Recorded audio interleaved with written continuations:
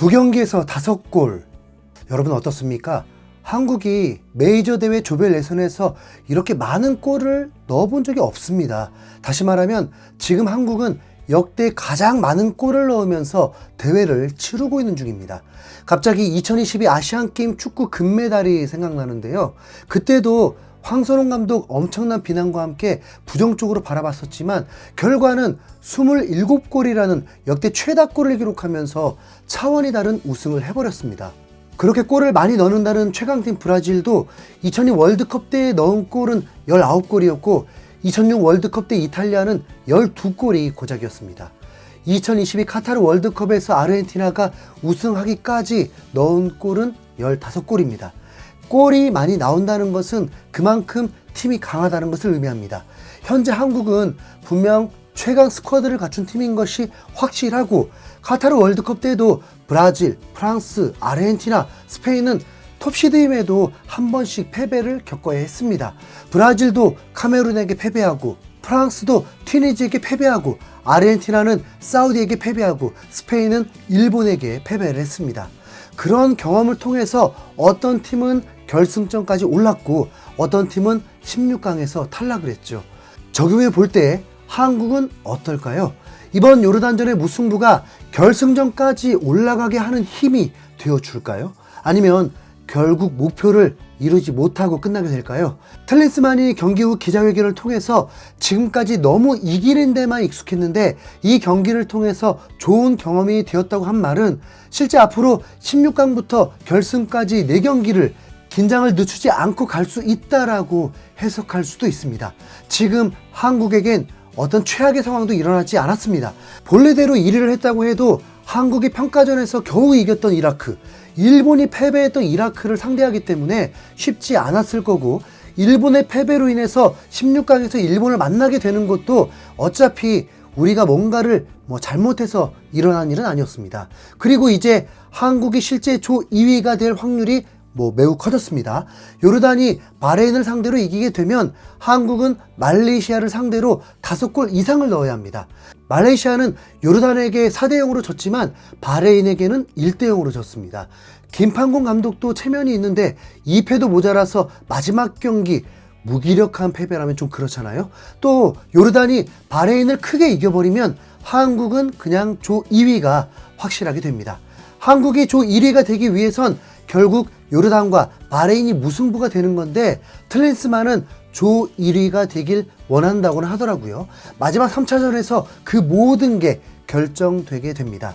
한국은 이미 2경기가 모두 꼬였습니다. 틀린스만 감독이 원한 건 정예 멤버를 출격시키면서 호흡도 맞추고 이른 시간에 많은 골을 넣으면서 체력 안배를 하기를 원했을 것입니다. 하지만 바레인전에서 전반 끝 무렵에 선제골이 나오고 오히려 후반 초반에 동점이 나와버리면서 손흥민, 이강인은 풀타임을 뛰어야 했고 요르단전에서도 같은 라인업을 출격시켰지만 이번엔 더 최악의 상황이 나오면서 손흥민, 이강인이 또 풀타임을 뛰어야 했습니다.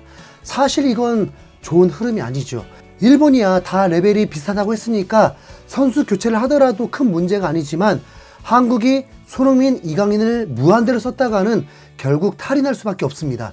현실적으로 손흥민, 이강인 대체 선수는 없으니까요. 그런 면에서 말레이시아전에 다득점이 나오지 않을 확률이 높은 건 선수들 체력 관리를 해줘야 하기 때문입니다. 물론 25일 경기 후 16강전은 1월 31일 경기라서 6일 쉬고 경기하긴 합니다. 1위를 하게 되면 1월 31일 저녁 8시 30분 경기고 2위를 하게 되면 1월 30일에서 31일 넘어가는 새벽 1시 경기가 됩니다. 어이구야, 2위를 한다는 게 이렇게 치명적일 줄은 미처 몰랐는데 평일 새벽 경기가 돼버리면 축구 팬들 일상이 무너져 버리게 되는 거잖아요. 새벽에 3시까지 경기 시청하는 게 쉽냐고요. 거기다 1위를 하는 경기 시간대는 대한민국 요식업들에게도 매출 올릴 절호의 기회가 되면서 활성화에 긍정적인 도움을 줄 수 있었는데 2위를 해버리면 그 새벽 경기는 효과를 볼 수도 없습니다. 알고 보니 이런 경제적 타격까지 입힌 무승부였네요. 이 무승부 누구 책임이냐? 모두가 한 입으로 틀린스만의 책임이라고 하고 있습니다. 선수들의 장점들을 경기에서 알맞게 쓰라고 감독이 있는 건데 선수들을 힘들게만 만든 게 틀린스만이기 때문입니다. 한국은 냉정하게 현재 어느 정도로 봐야 하냐면 지난해 6월부터 10월까지 경기 때의 결과가 현재 한국의 현 주소라고 봐야 합니다. 당시 상대했던 팀들 웨일즈, 사우디아라비아, 튀니지입니다. 웨일즈와는 무득점, 사우디아라비아 1대0 겨우 승리, 튀니지전 후반전에 골 많이 넣고 4대0 승리였습니다. 튀니지전이야 홈 경기라는 이점을 무시할 수 없죠. 네, 웨일즈, 사우디전은 압도하지도 못했습니다. 기록이 참고가 안 되는 게 웨일즈전은 슈팅은 고작 4개였는데 점유율은 높았고 사우디전은 경기를 장악한 건 아니었는데 슈팅을 18개, 유효 슈팅 9개를 기록했습니다. 오히려 사우디가 공격이 무뎠습니다. 튀니지전은 홈인데도 슈팅 9개가 전부였는데 골은 4골이 나왔습니다. 그리고 뭔가 시원하지 않은데 3경기 무실점이에요. 보통 한 팀의 축구 색깔이 있어도 상대도 공략을 할 방법을 찾기 때문에 당연히 원하는 대로 다 되는 건 아니지만 이미 한국은 경기가 시원하게 풀려본 적이 없었습니다. 그게 바로 틀린스만 감독 때문인 거죠. 파악하는 기간, 테스트하는 기간이라고 봤지만 아시안컵을 보니까 확실히 틀린스만 감독은 선수를 이상하게 쓰고 있습니다. 선수들의 장단점들이 있는데 마치 단점들을 활용하면서 굴욕 주려는 느낌? 아래서부터 볼까요? 정승현 대 김영권. 누가 봐도 김영권이 낫습니다. 스피드는 전성기만큼 안 나오지만 경험, 경력, 퍼포먼스는 김영권을 따라올 수 없죠. 킥력도 훨씬 우수합니다. 한국이 아시안컵에서 공격을 많이 당할 걸 예상한 대회가 아니잖아요. 그런데 클린스만은 정승현이다? 아마 월드컵까지 내다본 김민재 콤비로 보려 한 것 같은데 월드컵에서 메인 센터백이 정승현이라면 한국은 이미 가능성이 없는 겁니다. 그럼 울산 현대가 33살 김영권에게 K리그 최고 연봉을 주겠습니까? 아시안컵까지는 김영권이 주전이 되어야죠. 네. 그리고 이기재, 이 정도면 이기재도 억울하겠습니다. 본인도 국가대표급이 아니라고 생각할 것 같은데 본인을 계속 주전으로 기용하니까 의아하겠죠. 이기재는 그냥 느린 풀백입니다. 나이까지 차 있어요. 그 포지션에서 킥이 제일 좋다는 것만 장점인 친구입니다. 심지어 이기재의 소속팀 수원삼성은 창단 최초로 2부 리그로 강등돼 버렸습니다. 이기재가 주전인데 이기재 폼이 심각하게 안 좋았었다고 합니다. 한국에 왜 킥이 좋은 선수들만 필요해야 하나요? 어떻게 모든 선수들이 공격만 합니까? 풀백에 정교한 왼발킥이 없어도 한국 공격에는 문제가 전혀 없습니다. 한국에 필요한 건 그냥 스피드 있는 부지런한 선수입니다. 수비가 되면서 공격이 되는 자리지 수비가 안 되는 공격할 줄 아는 선수가 어찌 풀백입니까? 한국엔 그런 선수 한 명 없다는 건가요? 이기재는 현재 클린스만 때문에 비난을 받고 있는 거라고 봐야 합니다. 그리고 지금 클린스만 감독이 가장 못하고 있는 게 바로 미드필드 운용입니다. 박용우, 황인범, 이재성, 이강인 활용을 이 정도로 못하면 어떻게 합니까? 축구를 보는 일반인 저도 알겠습니다. 우선 손주로가 빠지면서 공백을 메우고 있는 건 맞습니다. 손주로 공백이 클린스만 탓은 아니니까요. 클린스만은 원석을 찾기보다 박용우를 그냥 정해놔 버렸습니다. 박용우는 수비형 미드필더인데 수비력이 딸려요. 그리고 활동량이 좋은 선수가 아닙니다. 그런데 수비형 미드필더예요. 그 자체가 모순이죠.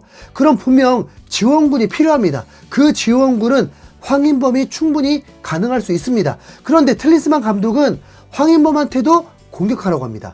아무리 열심히 뛰어도 무조건 공간이 비게 됩니다. 괜찮아, 내가 맡을게, 넌 공격해. 이건 김민재만 할 수 있는 말입니다. 그리고 이재성도 박용우를 도울 수 있는 선수입니다. 이재성은 거의 박지성만큼 많이 뛰는 선수입니다. 그런데 이재성은 왼쪽 윙어로 박아놨습니다. 이걸 누가 지시한 거예요? 틀린스만이죠.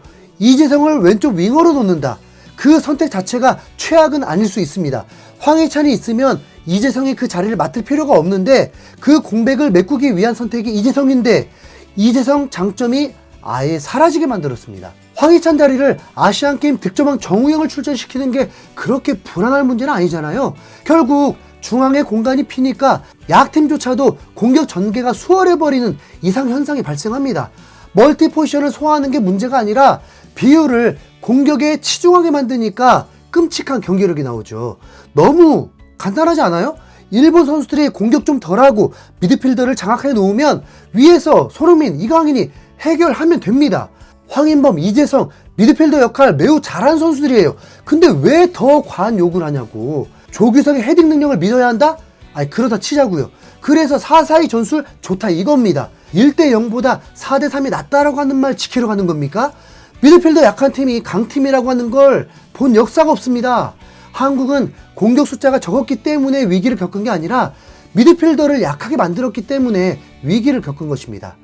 너무 이지하잖아요. 현재까지는 클린스만 전술을 무전술이라고 하고 있습니다.